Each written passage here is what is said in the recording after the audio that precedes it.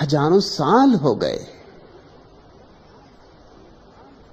इन मुर्दों से कब छुटकारा पाओगे? इन लाशों को कब तक ढोओगे? अगर तुम में थोड़ी भी बुद्धि है तो चिढ़ होगी।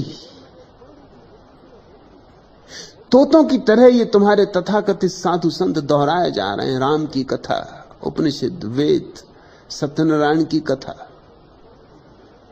न इनके जीवन में सत्य का कोई पता है, न नारायण का कोई पता है, न इनके जीवन में राम की कोई झलक है, न कृष्ण का कोई रस बहता है, न तो बांसुरी बजती इनके जीवन में कृष्ण की, न मीरा के घुंघरों की आवाज है। इनके जीवन में कोई उत्सव नहीं, कोई फाग नहीं, कोई दिवाली नहीं। इनके जीवन में कुछ भी नहीं। इन्होंने तो सिर्फ धर्म के नाम पर तुम्हारा शोषण करने की एक कला सीख ली, ये पारंगत हो गए और ये उन बातों को उपयोग करते हैं जिन बातों से सहज ही तुम्हारा शोषण हो सकता है। भिकमंगे भी इस देश में ज्ञान की बातें करते हैं, मगर उनका प्रयोजन कुछ ज्ञान से नहीं है। भिकमंगे भी कहते हैं कि दान से बड़ा पुण्य नहीं। कोई ना उन्हें पुण्य से मतलब है, न दान से मतलब है, मतलब तुम्हारी जेब से। वो तुम्हारे अहंकार को फुसला रहे हैं कि दान से बड़ा पुण्य नहीं, कहां जा रहे हो, दान करो। और लोभ पाप का बाप बखाना, वो तुमसे कह रहे हैं कि लोभ पाप का बाप है, बचो इससे, दे दो, हम तुम्हें हल्का किए देते। और मांग रहे हैं भिकमंगे, और मांगना लोभ से हो रहा है, लेकिन शिक्षा वो अलोभ की दे रहे हैं। तुम्हारे भिकमंगों में, तुम्हारे साधु संतों में कुछ बहुत फर्क नहीं। तुम्हारे भिकमंगों में, तुम्हारे साधु संतों में इतना ही फर्क है कि भिकमंगे गरीब और साधु संत थोड़े सुशिक्षित, थोड़े सुसंस्कृत।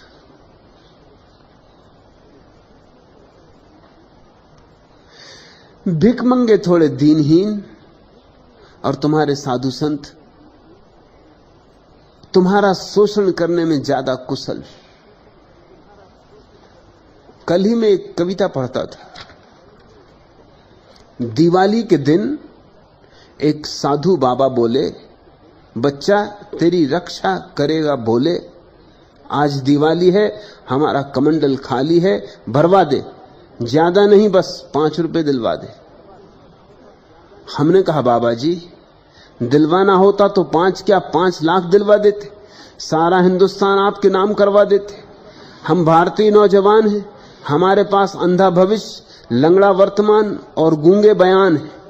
सरकार काम नहीं देती, बाप पैसा नहीं देता, दुनिया इज्जत नहीं देती, महबूबा चिट्ठी नहीं देती।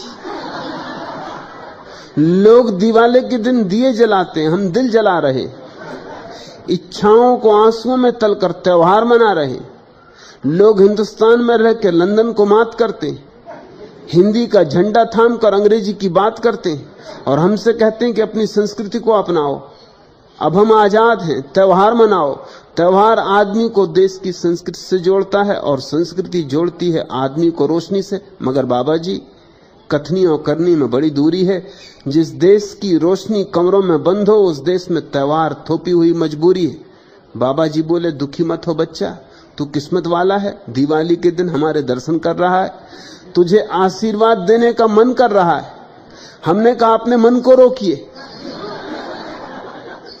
आशीर्वाद दाताओं के पैर छूते छूते कमर झुक गई, जीवन की गाड़ी आगे बढ़ने से रुक गई। वे बोले, तू हमारे आशीष का अपमान कर रहा है, हम त्रिकालदर्शी हैं, वेदांती हैं, देख हमारे मुंह में एक भी दांत नहीं। बच्चा, हंसने की बात नहीं। लोग इस जमाने में कपड़े पहनकर भी नंगे हैं, हम एक लंगोटी में नंगापन ढांक रहे। संतों के देश में धूल फांक रहे, खाली कमंडल हाथ में लेकर घर घर अलग जगाते और लोग हमें चोर समझ के भगाते। सूरदास को चैन नहीं मिला तो नैन फोड़ लिए, हमें अन्न नहीं मिला तो दांत तोड़ लिए। वे सूरदास, हम पोपलदास। वे अतीत के गौरव, हम वर्तमान के संतरास। हमने कहा बाबा जी आप तो साहित्यकारों को मात कर रहे हैं, साधु होकर संतरास की बात कर रहे हैं। वे बोले तू हमें नहीं पहचानता, हमारा वर्तमान देख रहा है, भूतकाल नहीं जानता। आज से 10 वर्ष पूर्व हम अखिल भारतीय कवि थे। लोग हमारी बकवास को अनुप्रास और अश्लीलता को अलंकार कहते थे। बड़े बड़े संयोजक हमारी अंटी में रहते थे। हमने शब्दों से अर्थ कमाया है, कविता को मंच पर नंगा नाच नचाया है। उसी का फल चल रहे, तन पर भभूत मल रहे, खाली कमंडल लिए फिर रहे। हमने कहा दुखी मत हो बाबा, आपका कमंडल खाली, हमारी जेब खाली। भाड़ में जाए होली और चूल्हे में जाए दिवाली।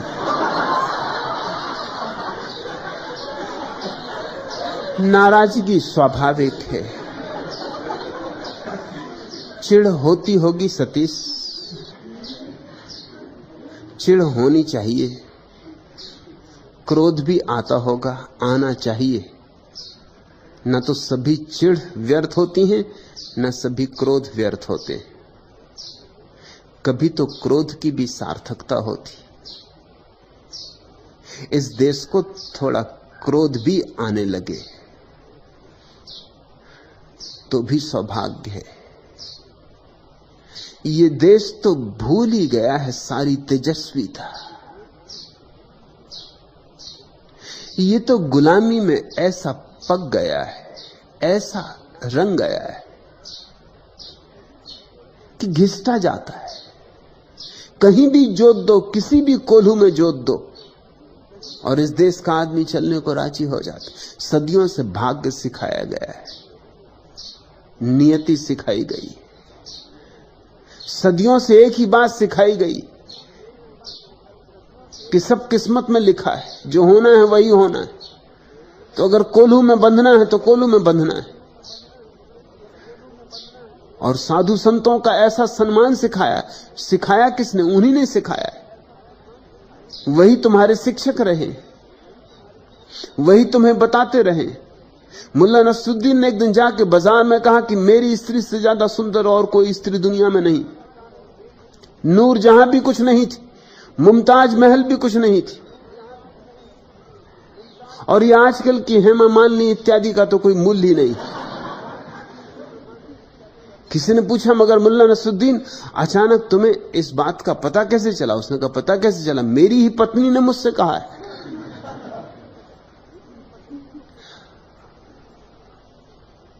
कौन तुम्हें समझाता रहा साधु संतों को सम्मान दो, सत्कार दो, सेवा करो? यही साधु संत तुम्हें समझाते रहे। सदियों सदियों का संस्कार उन्होंने डाला है। तुम उन्हें देख के झुक जाते हो। झुकना यांत्रिक है, औपचारिक है। तुम्हारे बाप भी झुक रहे, बाप के बाप भी झुकते रहे, सदियां झुकती रही, तुम भी झुक जाते हो। उसी श्रृंखला में बंधे, कड़ियों में बंधे झुक जाते हो। अच्छा है सतीश की चिढ़ होती। इस देश के जवान में थोड़ी चिढ़ पैदा होनी चाहिए, तो कुछ टूटे, कुछ नया बने। नहीं तो तथाकथित बड़ी बड़ी क्रांतियां हो जाती। देखा अभी समग्र क्रांति समग्र रूप से असफल गई। क्रांति बकवास है यहां, क्योंकि लोगों के प्राणों में क्रांति का भाव नहीं। क्रांति ऊपर ऊपर लिपा पोती। एक आदमी को हटाओ, दूसरे को बिठा दो, मगर वो दूसरा आदमी पहले से भी बदतर हो सकता है, यह पहले ही जैसा होगा। बहन जी नहीं होंगी तो भाई जी होंगे, कुछ खास फर्क नहीं पड़ेगा।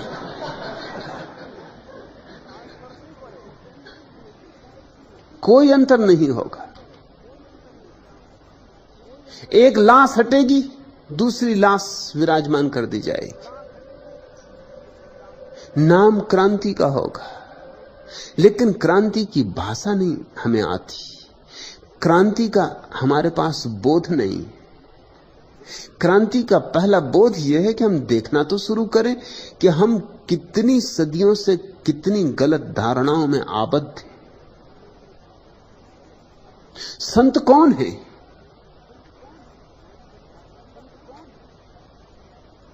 हमारी परिभाषा क्या है संत की? अगर हिंदू से पूछो तो उसकी एक परिभाषा है कि भभूत रमाए बैठा हो, धूनी लगाए बैठा हो तो संत हो गया। अब भभूत लगाने से और धूनी रमाने से कोई संत होता है? सर्कस में भर्ती हो जाना था, संत क्यों? जैन से पूछो, उसकी ये परिभाषा नहीं। वो तो जो भभूत लगाए और धूनी जलाए है उसको संत तो मान ही नहीं सकता, असंत मानेगा। क्योंकि आग जलाने से तो हिंसा होती, कीड़े मरेंगे, आग पैदा होगी। आग जलाना तो जैन मुनि कर ही नहीं सकता। तो उसकी और परिभाषा है, उपवास करे कोई, लंबे लंबे उपवास करे, भूखा मरे, खुद को सताए, तरह तरह से सताए तो मुनि। मगर ये श्वेतांबर जैन की परिभाषा है। दिगंबर से पूछो तो जब तक वो नग्न ना हो तब तक मुनि नहीं, चाहे कितने लाख उपवास करे। मुनि तो वो तभी होगा जब नग्न खड़ा हो जाए, जब वस्त्रों का त्याग कर दे। ईसाइयों से पूछो तो उनकी कुछ और परिभाषा है, मुसलमानों से कुछ और बौद्धों से कुछ और। दुनिया में 300 धर्म है और 3000 परिभाषाएं, क्योंकि 300 धर्मों के कम से कम 3000 संप्रदाय। संत कौन है? इन परिभाषाओं से तय होने वाला नहीं है। ये परिभाषाएं काम न पड़ेंगी। संत तो मैं उसे कहता हूं जिसने सत्य को जाना। संत शब्द ही सत्य को जानने से बनता है, जिसने अनुभव किया, पिया सत्य को, जिसकी मौजूदगी में, जिसकी सन्निधि में तुम्हारे भीतर भी सत्य की हवाएं बहने लगे, सत्य की रोशनी होने लगे, जिसकी मौजूदगी में, जिसके संग साथ में तुम्हारा बुझा दिया जल उठे। संत वही है। जब तक तुम्हारा दिया न जल जाए तब तक किसी को संत कहने का कोई कारण नहीं। हां, तुम्हारा दिया कहीं जल जाए और तुम्हारे भीतर आनंद का प्रकाश हो और तुम्हें परमात्मा की सुध आने लगे, तो जिसके पास आ जाए वही संत है। फिर वो नग्न हो कि कपड़े पहने हो, महल में हो कि झोंपड़े में हो, उपवास कर रहा हो कि सुस्वादु भोजन कर रहा हो, कुछ फर्क नहीं पड़ता। इन सारी बातों से कोई संबंध नहीं। फिर वो हिंदू हो कि मुसलमान कि ईसाई, स्त्री हो कि पुरुष, कोई फर्क नहीं पड़ता। एक ही बात निर्णायक है कि जिसकी सन्निधि में तुम्हारे भीतर सोया हुआ जो परमात्मा है वो करवट लेने लगे, तुम्हारे भीतर धुन बजने लगे, कोई जो कभी नहीं बजी थी। तुम्हारी आंखें गीली हो जाएं किसी नए आनंद से, अपरिचित अछूते आनंद से। तुम्हारे पैर थिरकने लगे एक नए उल्लास से। तुम्हारा हृदय धड़कने लगे एक नए संगीत से।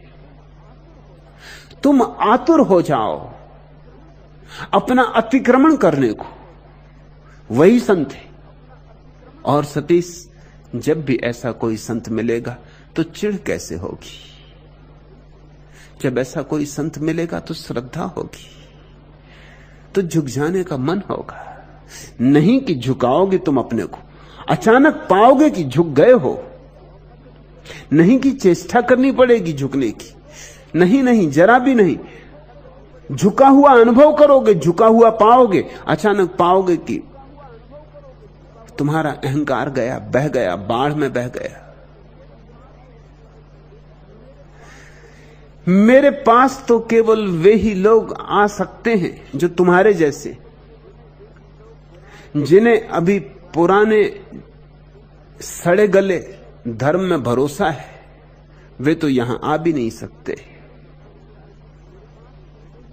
मेरे पास तो वे ही आने की हिम्मत जुटा सकते हैं जिन्होंने देख लिया पुराने धर्म का सरागरापन, जिन्होंने देख ली उसकी असलियत, और जो तलाश पे निकल पड़े, जो खोज में निकल पड़े, जो कहते हैं कि अब लीक पर चलने से कुछ भी ना होगा, हम तलाश करेंगे, अपनी पगडंडी तोड़ेंगे, खोजेंगे, कहीं तो होगा परमात्मा का कोई प्रकाश, कहीं तो अभी भी किसी एक आध रंध्र से उसकी रोशनी आती होगी पृथ्वी तक, हम उस रंध्र को खोजेंगे। सदियों सदियों पूजे गए पाखंड व्यर्थ हो गए हैं, सदियों सदियों बनाए गए मंदिर खाली पड़े हैं। अब हम चलेंगे खुद ही तलाश पर, अब भीड़ भाड़ की न मानेंगे, अब तो निज का ही अनुभव होगा तो स्वीकार करेंगे। मेरे पास तुम कहते हो कि तुम्हें श्रद्धा अनुभव होती है, तो मेरे रहस्य का, मेरे राज का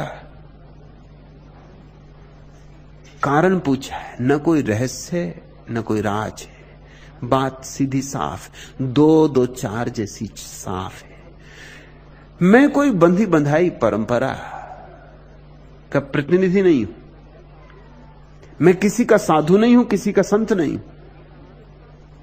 मैं अपनी निजता में जी रहा हूं, जो मेरा आनंद है वैसे जी रहा हूं। रत्ती भर मुझे किसी और की परवाह नहीं। जिन्हें औरों की परवाह है उनसे मेरा नाता नहीं बनेगा। मुझसे तो नाता उनका बनेगा जिन्हें किसी की परवाह नहीं, जिन्हें सिर्फ एक बात की चिंता है कि सत्य को जानना है, चाहे दांव पर कुछ भी लगाना पड़े। संस्कृति लगे दांव पर तो लगा देंगे, धर्म लगे दांव पे तो लगा देंगे, प्रतिष्ठा लगे दांव पे तो लगा देंगे, प्राण लग जाएं दांव पर तो लगा देंगे।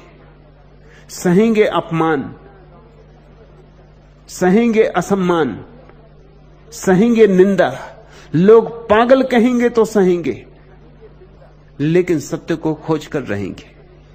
ऐसे जो लोग हैं वो अचानक ही पाएंगे कि मेरे हृदय और उनके बीच एक स्वर बजने लगा। वे मेरे लोग हैं, मैं उनका हूं, मैं उन थोड़े से लोगों के लिए हूं जिनका ऐसा दुस्साहस है। लेकिन सत्य की खोज के लिए दुस्साहस चाहिए ही। भीड़ के पास झूठ होता है, क्योंकि भीड़ को सत्य से कुछ लेना नहीं है। सांत्वना चाहिए, सांत्वना झूठ से मिलती है। सत्य से तो सब सांत्वनाएं टूट जाती। सत्य तो आता है तलवार की धार की तरह, काट जाता है तुम्हें। सत्य तो मिटा देता है तुम्हें, और जब तुम मिट जाते हो तब जो शेष रह जाता है वही परमात्मा है। अहंकार जहां नहीं है वहीं परमात्मा अनुभव है। लेकिन सत्य को खोजो, पर अकारण साधु संतों के प्रति चिढ़ को ही अपने जीवन की शैली मत बना लेना। उससे क्या लेना देना, उनकी वे जान है। अगर किसी को पाखंडी होना है तो उसे हक है पाखंडी होने का, और किसी को अगर झूठ में ही जीना है तो यह भी उसकी आत्मा की स्वतंत्रता है कि वो झूठ में जिए। किसी को दोहरी जिंदगी जीनी है, उसकी मर्जी। तुम अपने को इसी पे आरोपित मत कर देना, नहीं तो तुम्हारा समय इसी में नष्ट होगा। इसको घृणा करो, उसको घृणा करो, इसको चिढ़ करो, उससे क्रोध करो, इससे लड़ो झगड़ो। तुम अपनी तलाश कब करोगे? और उन 100 साधु सन्यासियों में कभी एकाध ऐसा भी हो सकता है जो सच्चा हो। तो कहीं ऐसा ना हो कि कूड़ा करकट के साथ तुम हीरे को भी फेंक दो। इसलिए तुम इसकी चिंता छोड़ो। तुम तो सत्य की तलाश में ही अपनी सारी शक्ति को नियोजित कर दो। शक्ति को बांटो मत, इस भेद को ख्याल में रख लो, नहीं तो तुम प्रतिक्रियावादी हो जाओगे, क्रांतिकारी नहीं। कुछ लोग हैं जो गलत को तोड़ने में ही जिंदगी गंवा देते, मगर तो गलत को तोड़ने से ही ठीक थोड़ी बनता है। तुम अगर उठा लो कुदाली और गांव में जितने भी गलत मकान हो सब गिरा दो, तो भी इससे मकान तो नहीं बन जाएगा, गिराने से तो मकान नहीं बन जाएगा। अच्छा तो यही हो कि तुम पहले मकान बनाओ, सम्यक मकान बनाओ, मंदिर बनाओ, ताकि गलत अपने आप गलत दिखाई पड़ने लगे। फिर गिराना भी आसान होगा और फिर इस भूल की भी संभावना नहीं है कि कहीं गलत की चपेट में तुम ठीक को भी गिरा जाओ। अक्सर ऐसा हो जाता है। अंग्रेजी में कहावत है ना कि टपके गंदे पानी के साथ कहीं बच्चे को ना फेंक देना। अक्सर ऐसा हो जाता है कि जब लोग क्रोध में आ जाते हैं तो कचरा तो फेंकते ही फेंकते हैं, हीरे भी फेंक देते। हीरे भी पड़े, 100 में एक ही होगा हीरा।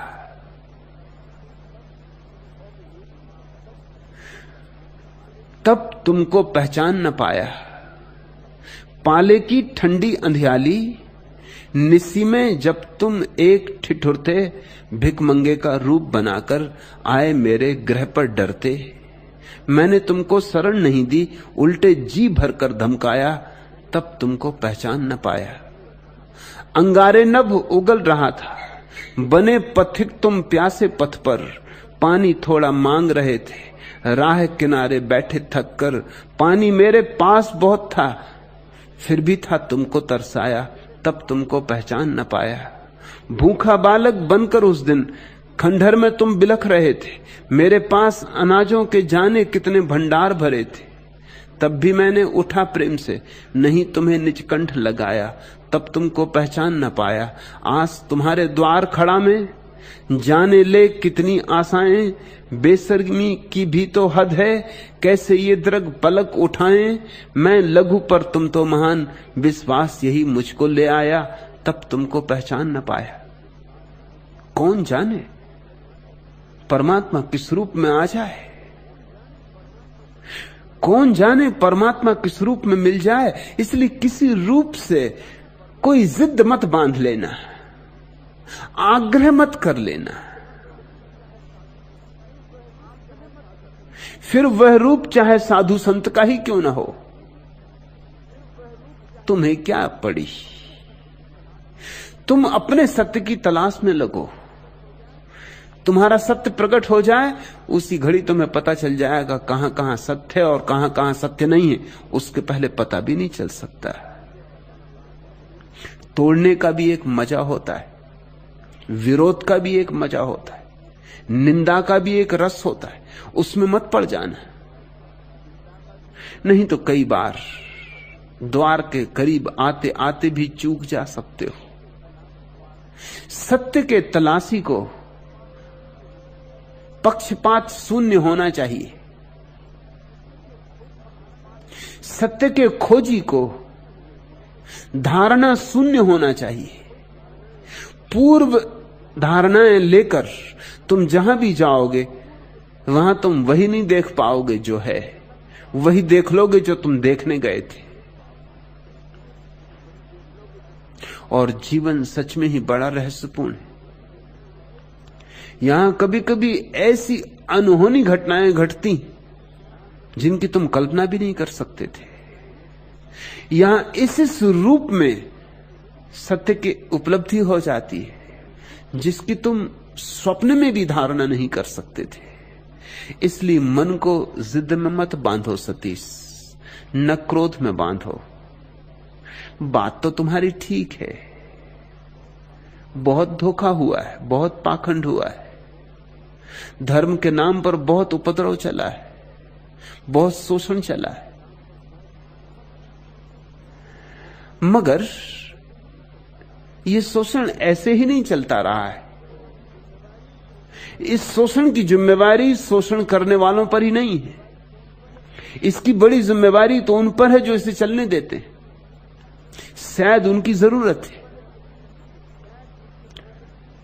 शायद इसके बिना वे जी नहीं सकते। सिगमंड फ्रायड ने कुछ महत्वपूर्ण बातों में एक महत्वपूर्ण बात यह भी कही है कि 40 वर्षों के मनुष्य के मनोविज्ञान के अध्ययन के बाद, अनेक अनेक लोगों के निरीक्षण के बाद मेरा निष्कर्ष है कि आदमी, कम से कम अधिकतम आदमी, बिना झूठ के नहीं जी सकते। अधिकतम लोगों के लिए भ्रमों के जाल चाहिए ही चाहिए, क्योंकि सत्य की चोट झेलने की क्षमता कितने लोगों की है।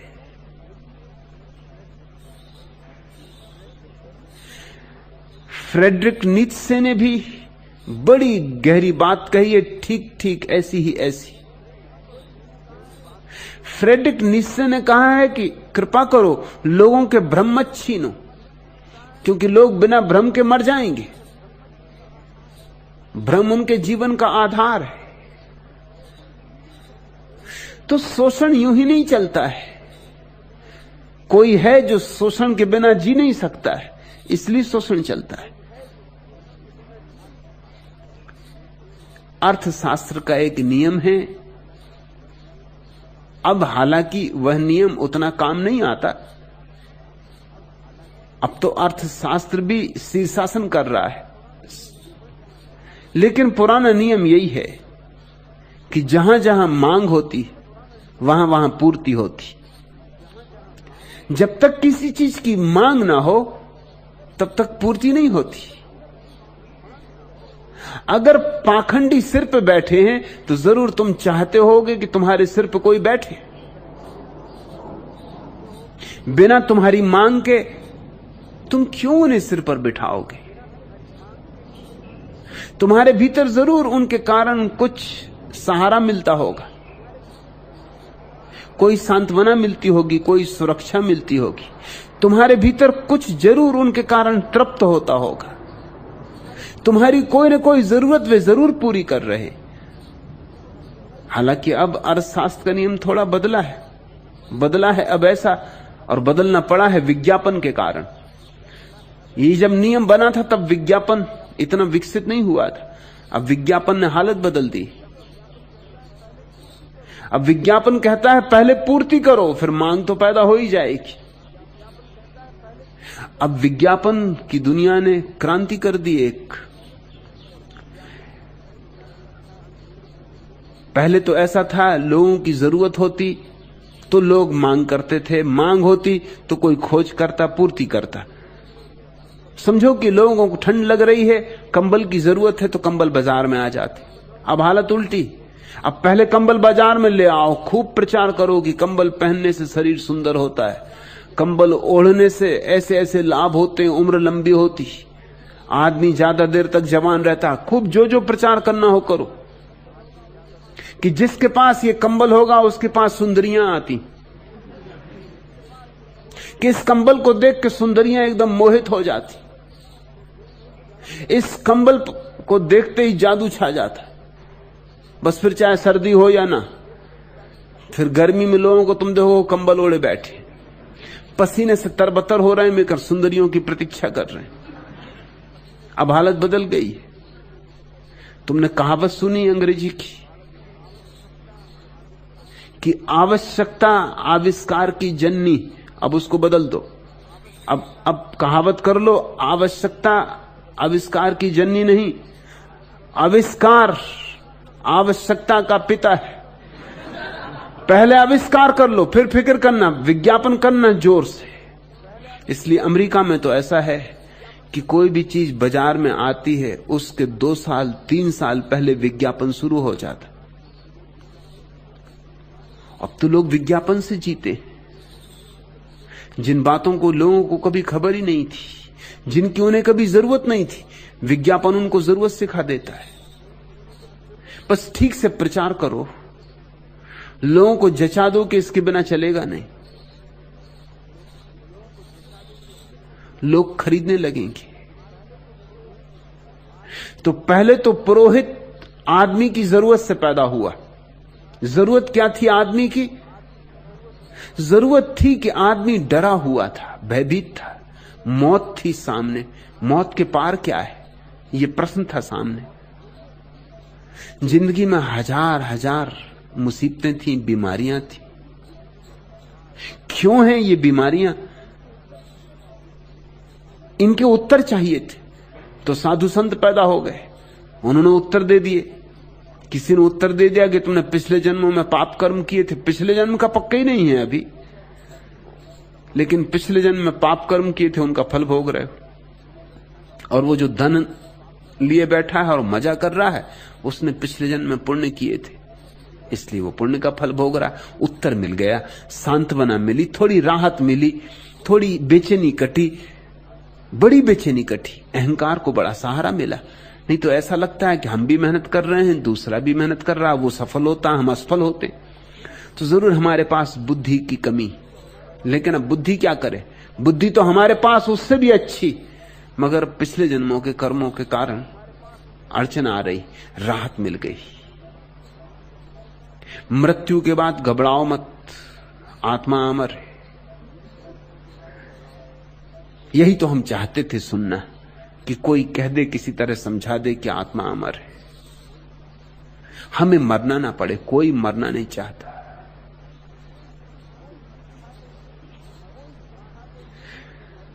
कोई समझा दे ये भी कि मरने के बाद जो दुनिया है वो बड़े स्वर्ग की है, सुख की है। थोड़ी सी शर्तें लगाई साधु संतों ने, वो भी ठीक, कि जो हमारी सेवा करेगा वो मेवा पाएगा। ठीक भी है, आखिर वे तुम्हारी सेवा कर रहे थे, थोड़ी तुमसे सेवा ली, तो दुनिया तो लेन देन का मामला है। कुछ तुमने दिया, कुछ उनने लिया, कुछ उनने दिया, कुछ तुमने लिया, सौदा जम गया। उन्होंने कहा तुम हमारी यहां सेवा करो, हम तुम्हें पक्का भरोसा दिलाते हैं कि स्वर्ग में तुम्हारी अप्सराएं सेवा करेंगी। तब एक अदृश्य का धंधा शुरू हुआ। तुम्हें जो चाहिए वो स्वर्ग में मिलेगा।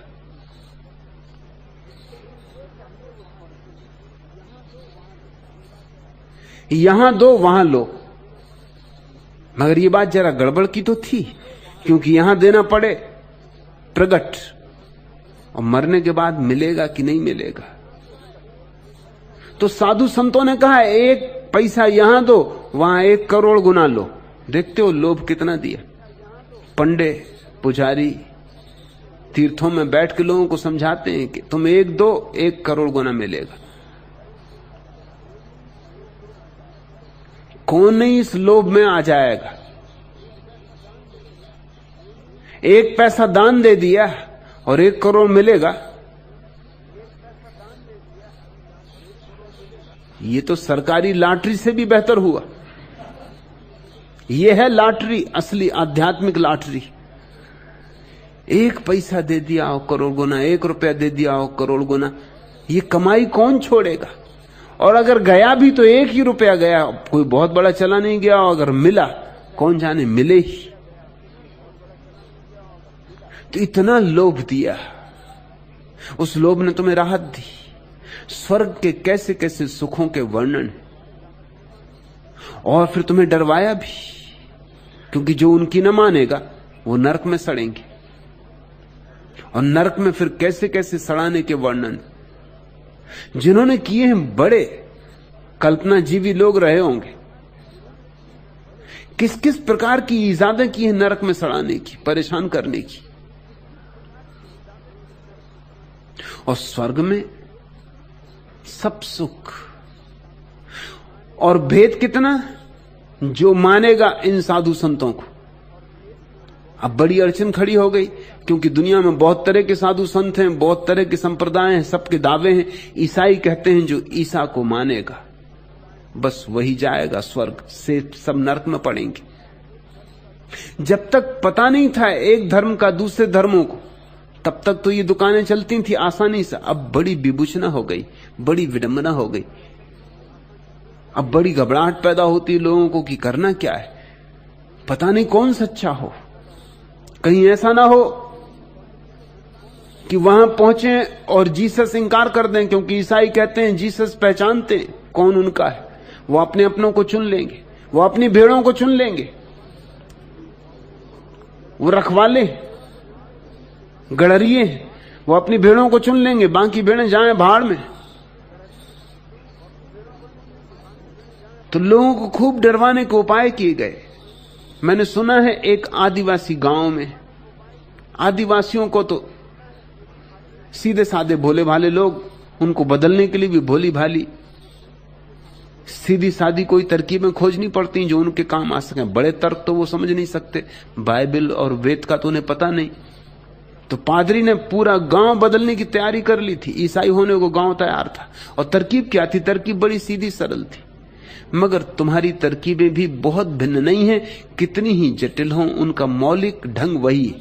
तरकीब यह थी कि उसने एक दिन सारे गांव को इकट्ठा किया, आग जलाई एक तरफ और पानी से भरा हुआ एक मटका रखा दूसरी तरफ।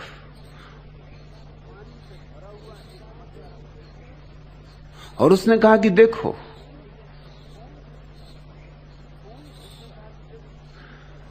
कौन सच्चा है,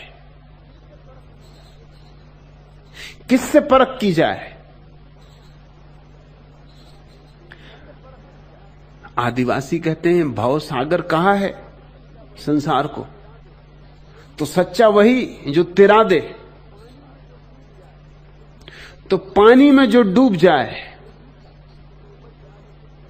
वो झूठा और जो बच जाए वो सच्चा। उसने दो मूर्तियां बना रखी थी, एक राम की मूर्ति वो लोहे की, और एक जीसस की मूर्ति वो लकड़ी की। और उसने एक दूसरा सेट भी अपने झोले में तैयार रखा था, अगर आंख से परीक्षा करनी हो तो उल्टा, वहां जीसस लोहे के और राम लकड़ी के। मटके में उसने डाल दी दोनों मूर्तियां। राम जी तत्काल डूब गए, लोहे के थे तो बचते कैसे। जीसस तैरने लगे, तालियां बज गईं। गांव के लोगों ने कहा कि अब इससे ज्यादा प्रत्यक्ष प्रमाण और क्या, संसार भवसागर है। ये राम जी के साथ गए तो खुद भी डूबे। आप डुबनते ले डूबे जजमान, खुद तो डूबेंगे डूबेंगे महाराज, हमें भी डुबाएंगे। जीसस ही बचावनहार, देखो क्या तैर रहे हैं, तुम्हें भी तिरा देंगे। वो तो सब गड़बड़ हो गई एक आदमी की वजह से। एक हिंदू सन्यासी भी गांव में ठहरा हुआ था, उसको ये खबर लगी, वो भी भागा हुआ पहुंचा। उसने ये सब हालत देखी, सब समझ गया राज। उसने कहा भाई परीक्षा तो अग्नि से होगी,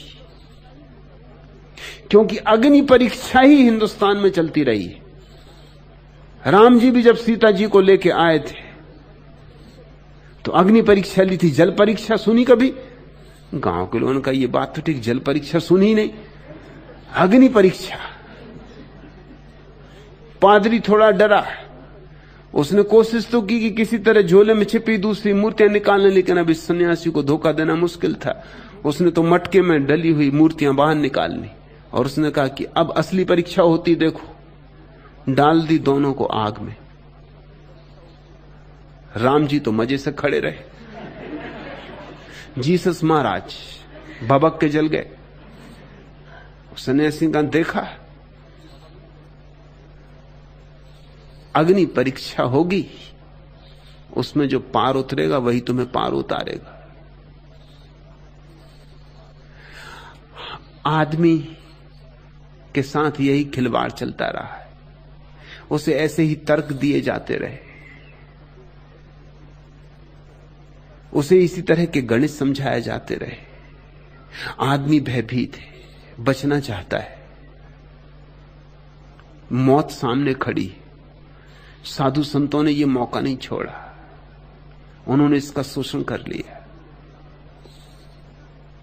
उन्होंने हजार हजार सिद्धांत खड़े कर लिए। लेकिन आज अड़चन खड़ी हो गई, क्योंकि दुनिया के सारे धर्म पहली बार एक दूसरे से परिचित हुए। इसके पहले तो सब अपने अपने कुएं में बंद थे। विज्ञान ने कुएं तोड़ दिए, सीमाएं तोड़ दी, संसार छोटा हो गया, एकदम छोटे गांव जैसा हो गया। आज न्यूयॉर्क में और पूना में अंतर ही क्या है, घंटों का फासला रह गया। इतने करीब हो गया है सब कि न्यूयॉर्क में नाश्ता लो लंदन में भोजन करो और पूना में बदहजमी झेलो। सब इतना करीब हो गया है, एकदम जुड़ गया है। इतनी दुनिया करीब आ गई। इस करीब दुनिया में अब मन बहुत विभ्रांत है कि कौन सही कौन गलत। मैं तुमसे कहना चाहता हूं, ये सारी धारणाएं ही व्यर्थ। इनमें सही और गलत चुनना ही मत। इनमें कुछ गलत नहीं, कुछ सही नहीं। ये अलग अलग दुकानों के अलग अलग इस्तेहार थे। ये दुकानें ही गलत थी। धर्म का कोई संबंध परलोक से नहीं है। धर्म का संबंध वर्तमान से है। धर्म का कोई संबंध मृत्यु के पार से नहीं है। धर्म का मौलिक संबंध जीवन के निखार से है।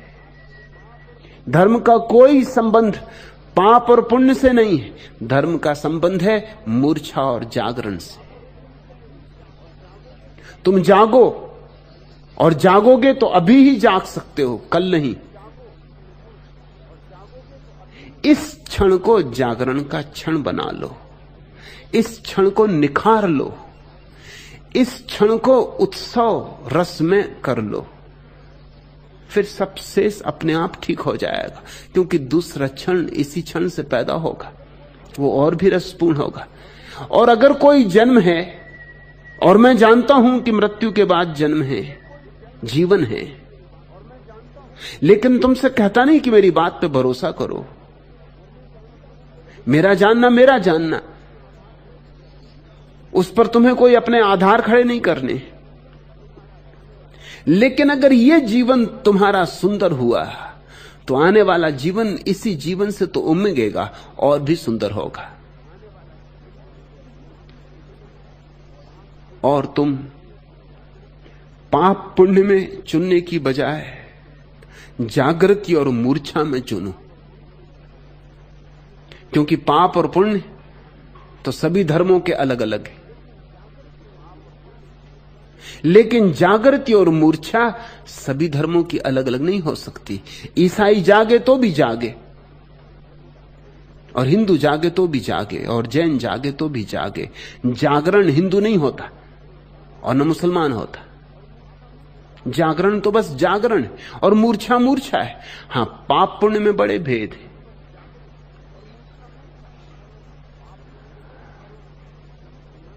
अगर मांसाहार करो तो मुसलमान के लिए पाप नहीं है, ईसाई के लिए पाप नहीं है।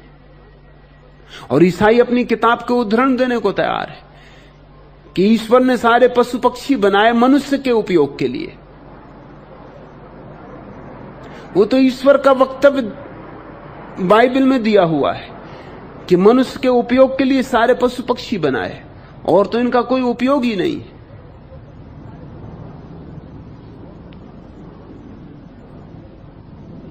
अगर जैनों से पूछो तो मांसाहार महापाप है, उससे बड़ा कोई पाप नहीं।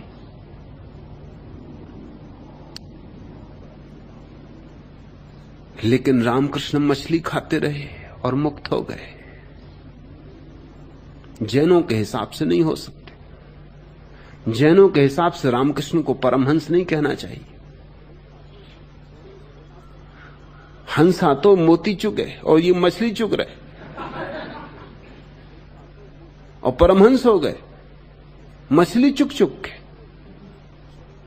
और बंगाली मछली न चुगे तो चले नहीं काम।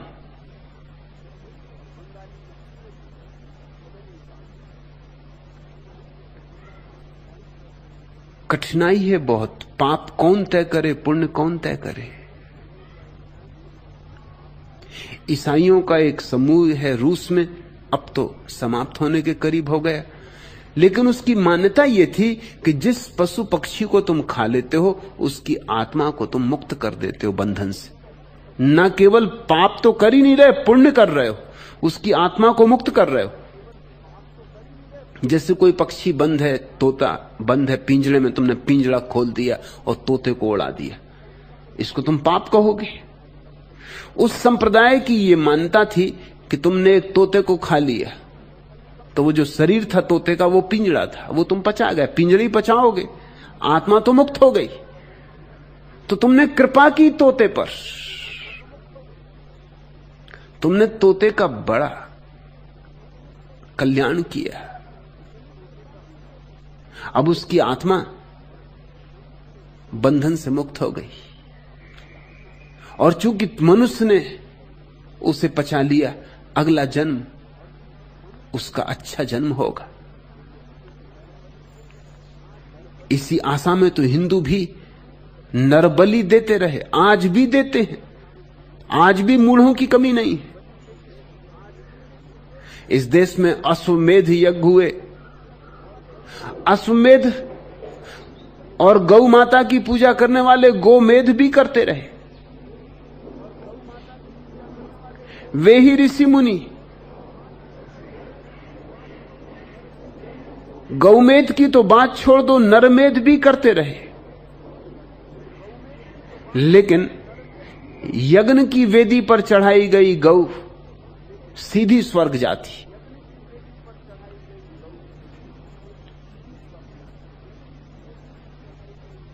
बुद्ध ने मजाक किया है। एक गांव में यज्ञ हो रहा है, भेड़ बकरियां काटी जा रही और बुद्ध आ गए, बस ठीक समय पे आ गए। उन्होंने पूछा उस पंडित को, पुरोहित को, जो ये कर रहा है हत्या का कार्य। खास पंडित पुरोहित होते थे जो यही काम करते थे। तुम जान के चकित होगे, तुम में कोई शर्मा यहां मौजूद हो तो नाराज ना हो।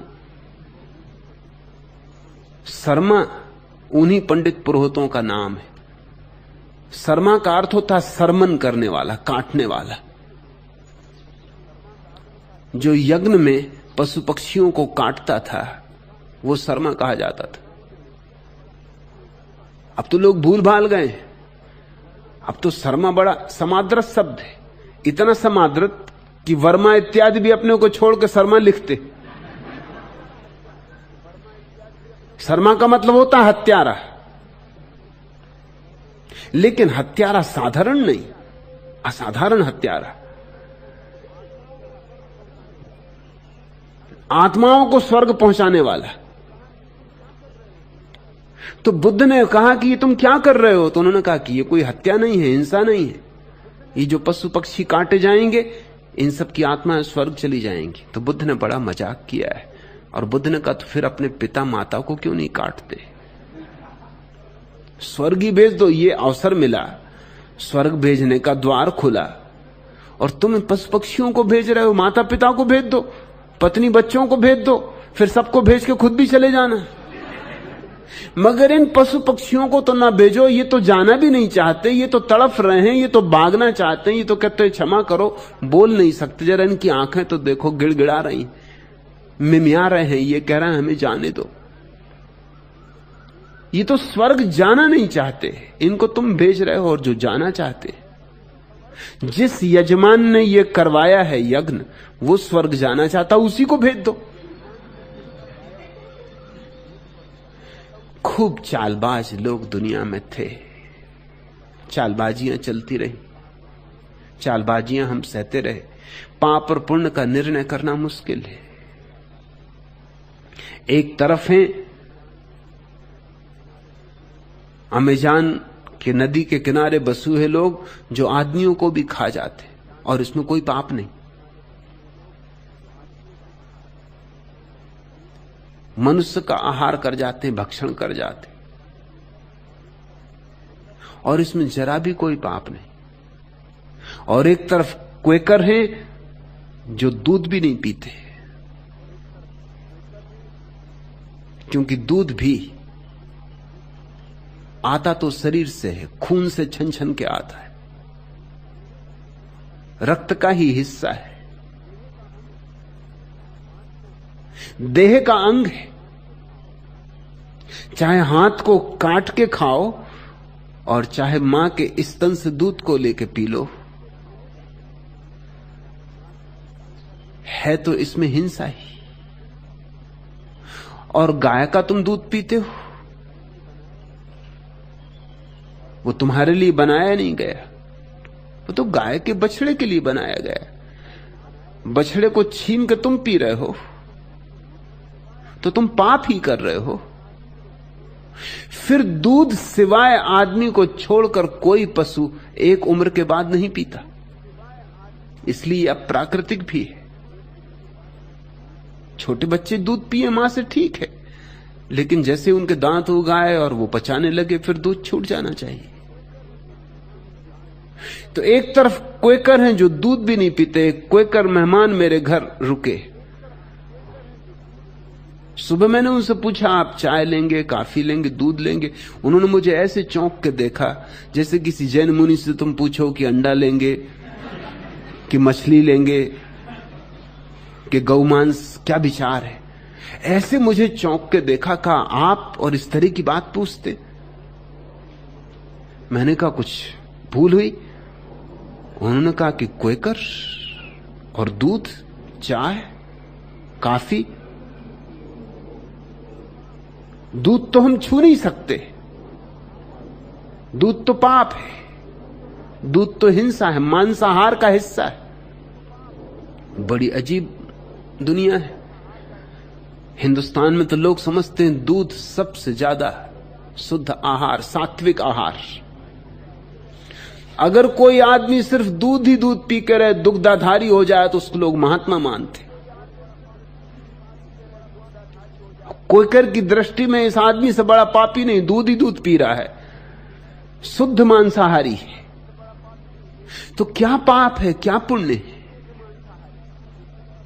मेरी दृष्टि में ये सब पाप पुण्य सामाजिक व्यवस्थाएं हैं। ये पाप पुण्य वस्तुतः मूल्यवान नहीं है। ये ऐसे ही हैं जैसे रास्ते के नियम, बाएं चलो कि दाएं चलो। बाएं चलो तो भी ठीक है और दाएं चलो तो भी ठीक है। हिंदुस्तान में लिखा होता बाएं चलो, अमेरिका में लिखा होता दाएं चलो। नियम कुछ ना कुछ चाहिए। रास्ते पर सभी तरफ लोग चलें तो दुर्घटनाएं हो जाएंगी, बहुत दुर्घटनाएं हो जाएंगी। शायद कोई भी अपने घर नहीं पहुंच पाएगा, ट्रैफिक जाम हो जाएंगे। तो नियम बनाना पड़ता है। नियम उपयोगी है, लेकिन नियम की कोई शाश्वतता नहीं है। ऐसे ही ये तुम्हारे पाप पुण्य के नियम है। जिन लोगों के साथ रहते हो, जिनकी सड़क पर चलते हो, बाएं चलो कि दाएं चलो वैसा मान के चल लेना, मगर इनका कोई वास्तविक मूल्य नहीं। फिर वास्तविक मूल्य किस बात का है? दो ही बातों का है। मूर्छा से जियो तो पाप, और होश से जियो तो पुण्य। और मेरे देखे ये समझ में आया है कि जो आदमी जितना होश से जिएगा, चकित हो जाएगा। जो जो गलत है वो अपने आप छूटता चला जाता, अपने आप। जो जो गलत है छोड़ना नहीं पड़ता, छूट जाता है। क्योंकि होश से भरा हुआ आदमी कैसे कर सकता है गलत को? जैसे अंधा आदमी तो शायद कभी दीवार से निकलने की भी कोशिश करे, आंख वाला कैसे दीवार से निकलने की कोशिश करेगा? आंख वाला तो दरवाजे से निकलता है। ऐसे ही जिसके पास जागरण के चक्षु है, ध्यान की आंख है, वो जो भी करता है ठीक करता है। मुझसे जब लोग पूछते हैं कि ठीक क्या है, तो उनको मैं कहता हूं कि ब्यौरे में मत जाओ, क्योंकि ब्यौरे का तो तय करना बहुत मुश्किल है। एक तरफ ईसाई हैं जो कहते हैं सेवा करो, जितनी सेवा करोगे उतना ही स्वर्ग निकट है। अस्पताल खोलो, कोढ़ियों का हाथ पैर दबाओ, स्कूल चलाओ। और एक तरफ तेरापंथी जैन है जो कहते हैं रास्ते के किनारे कोई प्यासा भी मरता हो तो तुम चुपचाप अपने रास्ते पे चले जाना, उसको पानी भी ना पिलाना। क्यों? उनका भी हिसाब है। वो कहते हैं वो आदमी रास्ते के किनारे तड़फ के मर रहा है, जरूर किसी पिछले जन्म के पाप का फल भोग रहा है। अब तुम उसको पानी पिला दो तो पाप का फल भोगने से वंचित कर दिया। वंचित करने का मतलब यह कि फिर कभी भोगना पड़ेगा। तुमने उसका और यात्रा बढ़ा दी। उनका गणित समझो, उसको फल भोग लेने दो बेचारे को, तो झंझट खत्म हो जाए। एक पाप कटे, कटा जा रहा था पाप, आप पानी लेके आ गए। कटते कटते पिंजड़े के बाहर हो रहा था पक्षी, फिर तुमने दरवाजा पे सांकल लगा दी, फिर पानी पिला दिया, फिर उसको कष्ट से बचा दिया। फिर और दूसरा खतरा भी है, वो जो और भी बड़ा है, वो ये कि इसको तुमने पानी पिला के बचा दिया, पता नहीं ये आदमी कौन हो, डाकू हो, हत्यारा हो, चोर हो, बेईमान हो, राजनेता हो, लुच्चा लफंगा कौन हो क्या पता।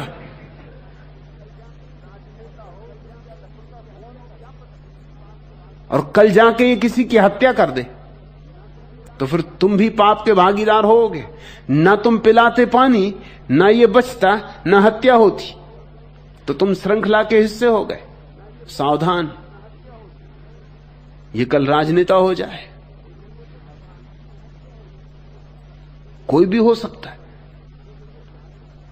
जब मैं स्कूल में पढ़ता था तो जो मुझे नागरिक शास्त्र पढ़ाते थे अध्यापक, उनसे मेरा बड़ा विवाद हो गया था।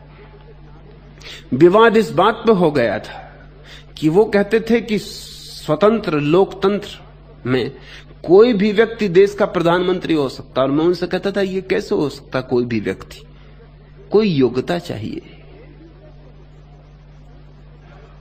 कोई भी कैसे हो सकता है, कोई कुशलता चाहिए। फिर वे तो चल बसे, लेकिन जब मोरारजी देसाई प्रधानमंत्री हुए तो मैंने उनकी चल बसी आत्मा से क्षमा मांगी। मैंने कहा माफ करो, हे मेरे नागरिक शास्त्र को पढ़ाने वाले शिक्षक, तुम ठीक ही कहते थे। जब मोरारजी देसाई भी हो सकते हैं तो कोई भी हो सकता है, मेरी गलती थी, तुमने ठीक ही कहा था, मेरा विवाद करना उचित ना था। अब क्या पता इसको पानी पिला दो, कल देश का प्रधानमंत्री हो जाए और फिर हजारों तरह के उपद्रव करे, हजारों तरह के उपद्रव करवाए, तो सबका पाप किस पे लगेगा। तो तेरा पंथ मानता है कि राह में पड़े हुए प्यासे आदमी को पानी भी मत पिलाना, और एक तरफ ईसाई है, वो मानते हैं कि हमेशा डोर और बाल्टी साथ में रखो कि कहीं कोई प्यासा मिल जाए, जल्दी से कुएं में डालो डोर, निकालो पानी पिलाओ, सब इंतजाम पास में रखो। मैंने सुनी चीन की एक कहानी, एक मेला भरा है और एक आदमी गिर पड़ा कुएं में, शोरगुल बहुत है, बहुत चिल्लाता मगर कोई सुनता नहीं।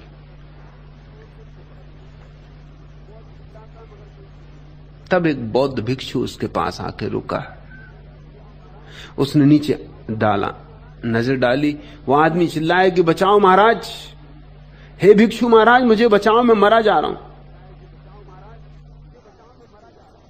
भिक्षु ने कहा, भगवान ने कहा है जीवन तो जरा है, मरण मरना तो होगा ही, मरना तो सभी को, यहां जो भी आए सभी को मरना है। उस आदमी ने कहा वो सब ठीक है, मगर अभी फिलहाल तो निकालो, फिर जब मरना है जब मरेंगे। मगर बौद्ध भिक्षु भी ज्ञानी था, उसने कहा कि क्या समय से भेद पड़ता है, आज मरे कि कल मरे। अरे जब मरना ही है तो मर ही जाओ, और ये जीवन की आशा छोड़ के मरोगे तो फिर पुनर्जन्म नहीं होगा, और ये जीवन की आशा लेके मरे फिर सड़ोगे, 84 का चक्कर। वो आदमी वैसे ही तो मरा जा। बौद्ध भिक्षु तो आगे बढ़ गया, ज्ञान की बात कह दी, मतलब की बात कह दी, सुनो सुनो, समझो समझो, ना समझो ना समझो। उसके पीछे एक कन्फ्यूशियन भिक्षु आके रुका, उसने भी देखा नीचे, वह आदमी चिल्लाया कि महाराज तुम बचाओ। कन्फ्यूशियस को मानने वाले ने कहा घबरा मत। कन्फ्यूशियस ने अपनी किताब में लिखा है कि हर कुएं पे पाट होनी चाहिए, आज ये प्रमाण हो गया। इस कुएं पे पाट नहीं इसलिए तू गिरा, अगर पाट होती कभी ना गिरता। हम सारे देश में आंदोलन चलाएंगे कि हर कुएं पे पाट होनी चाहिए। उसने कहा ये सब तुम करना, पीछे भी बन जाएगी तो क्या हो गया, मैं तो गिर ही चुका हूं। उसने कहा तू तो फिक्र मत कर, ये सवाल व्यक्तियों का नहीं है, व्यक्ति तो आते रहते जाते रहते, सवाल समाज का है। वो गया और मंच पर खड़ा हो गया और मेले में लोगों को समझाने लगा कि भाइयों, हर कुएं पे पाठ होनी चाहिए। तब एक ईसाई पादरी आकर रुका। उसने जल्दी से अपने झोले में से बाल्टी निकाली, रस्सी निकाली, बाल्टी डाली, रस्सी डाली। आदमी को कहा कि पकड़ ले रस्सी, बैठ जा बाल्टी में। खींच लिया उसे बाहर। वो आदमी पैरों पर गिर पड़ा। उसने कहा कि तुम ही सच्चे धार्मिक आदमी हो। बौद्ध भिक्षु आया, वो मुझे धम्मपद की गाथाएं सुनाने लगा।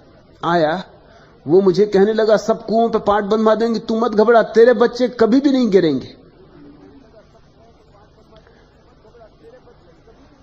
एक तुम ही सच्चे जो तुमने मुझे बचाया। मगर एक बात मेरे मन में उठती कि एकदम से बाल्टी रस्सी कहां से ले आए।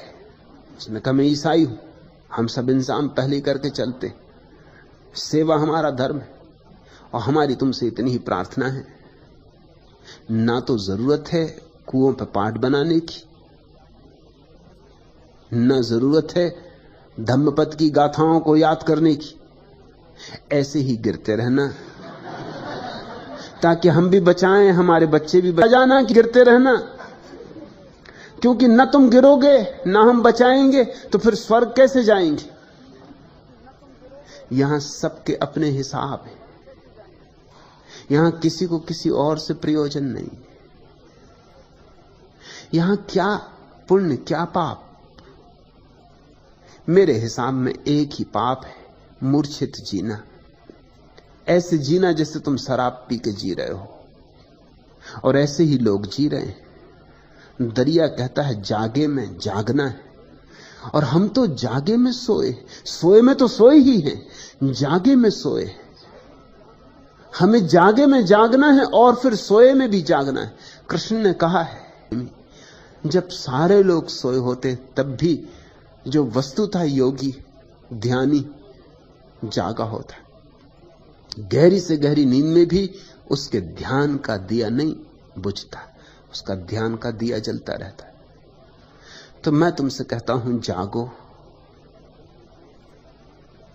होश को संभालो, फिर तुम जो भी करोगे वह ठीक होगा। ठीक करने से होश नहीं संभलता, होश संभलने से ठीक होता है। गलत छोड़ने से होश नहीं संभलता, होश संभलने से गलत छूटता है। मैं अपने सारे धर्म को एक ही शब्द में तुमसे कह देना चाहता हूं, वह ध्यान, जागरण।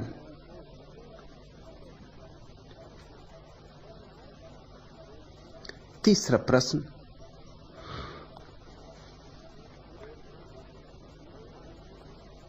भगवान, बुरे कामों के प्रति जागरण से बुरे काम छूट जाते हैं, तो फिर अच्छे काम जैसे प्रेम भक्ति आदि के प्रति जागरण हो तो क्या होता है?